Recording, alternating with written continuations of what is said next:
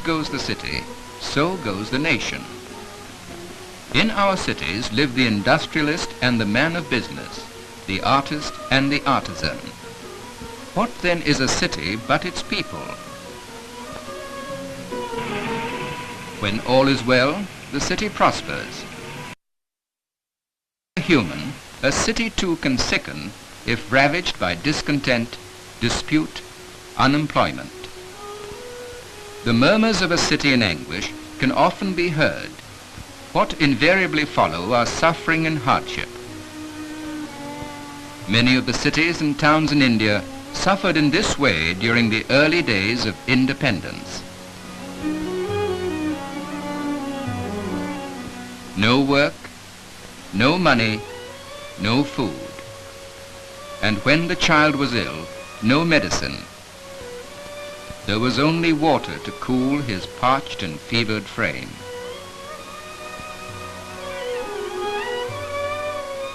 Such were the conditions that sometimes even the milk of human kindness was diluted.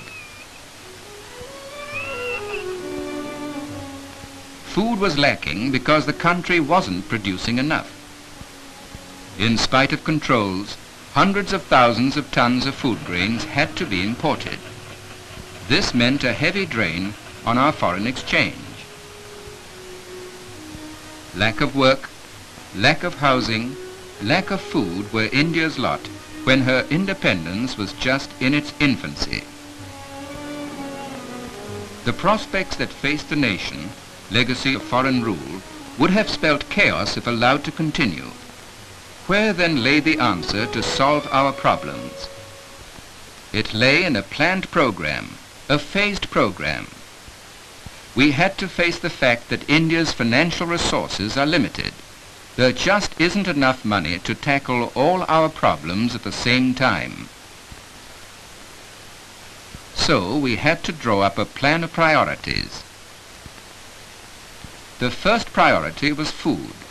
To grow more, we had to harness the unruly rivers for irrigation and for power.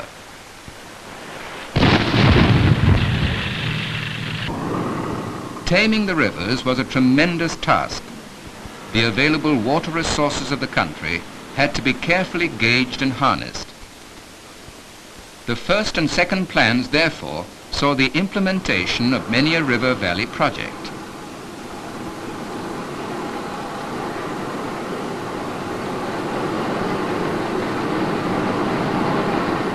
The turbulent rivers are being spanned, their forces controlled by massive structures of steel, cement and stone.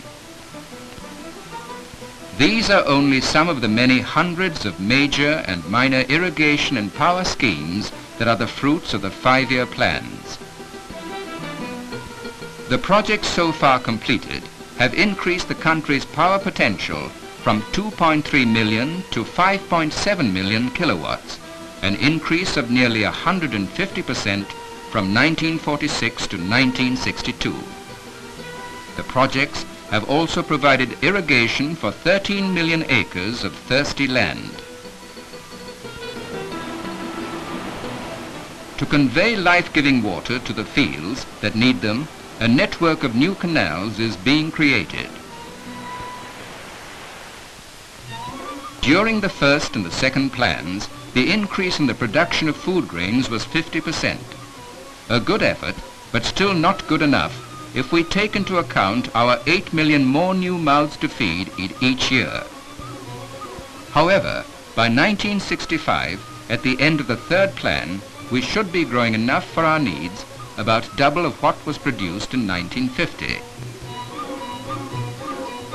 Food to feed the people, and power to feed the nation's industry. Cities grow as industries grow, giving employment to their citizens. But industries mean machines, and machines are mainly fashioned from steel. Steel has been in short supply, but the second plan gave a great impetus to producing more iron and steel.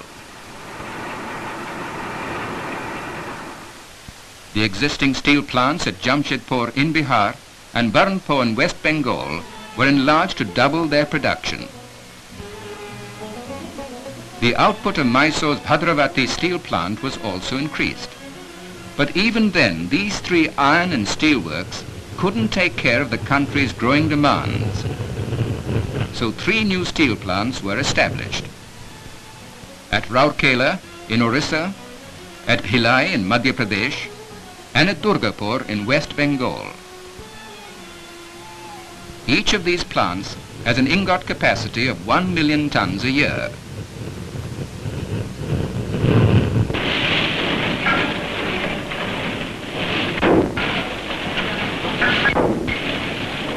Steel is a great multiplier in any economy.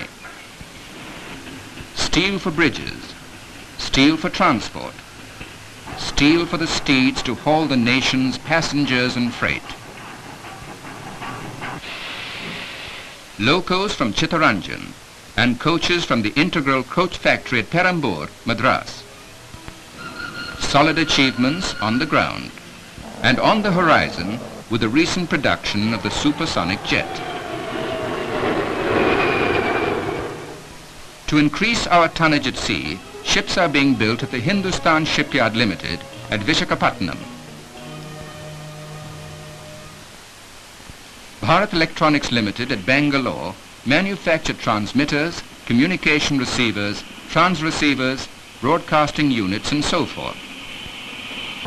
Bulkier units in an allied field are produced by Heavy Electricals at Bhopal. Generators,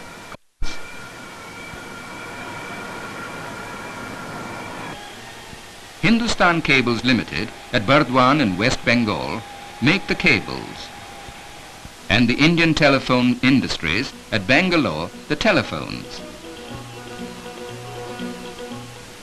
The Hindustan Machine Tools factory near Bangalore helps to meet the nation's needs of precision equipment. Machines that make the machines, increasing India's industrial output on every front and providing more and more employment.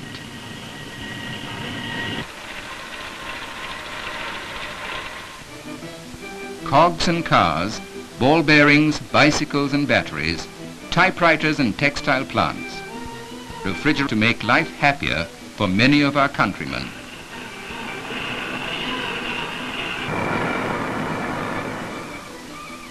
But to house the factories, we need cement. In the last 10 years, the country's cement production has increased by 300%. Expanding cement production has given a vital boost to housing in our cities for the man of moderate means. The government subsidized housing scheme for industries has completed so far 100,000 tenements. But these improvements in accommodation require master plans for the proper use of land and building loans to cooperative housing colonies.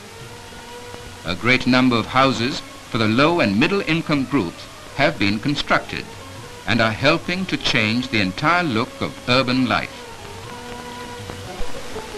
To safeguard the health of all, a hygienic water supply is essential. Over 650 water supply and drainage schemes are underway, costing 1,000 million rupees. The target is a tap in every home. Safe water and safe milk. Milk cooperatives in major cities have brought us the benefits of pure pasteurized milk, a boon to city dwellers and the perfect food from a bottle for growing children. Speaking of children, how does the future add up for them? Each plan has accented education and child welfare. The problem is to keep abreast and teach the growing number of infants. By the end of the third plan, they may number 10 million new students annually. For education to be a success, pay scales are being appreciably increased to attract the right type of teacher. A measure of the importance attached to learning can be seen by the vast increase in educational institutions. During the first and second plans, schools grew by 73%, from just over 230,000 to nearly 400,000. In the next 5 years, another 100,000 schools are to be established. Because science plays today a very prominent part in technical and industrial advancement, more encouragement is being given to scientific study and research. Intensive research is also being conducted in the fields of atomic energy. We were the first nation in Asia to have an atomic reactor, Bombay's Apsara, in operation since 1956. The second research reactor, Zarlina, was built at Trombay near Bombay. The third, also at Bombay, was the Canada-India reactor. It produces radioisotopes for use in research in agriculture, industry, biology and medicine. Our well-being is fundamental to progress in any sphere. Great importance is therefore being given to guard the nation's health. During the plans, there has been a notable increase in the number of doctors and nurses in the country. During the last 10 years, the number of hospital beds has increased by 65%.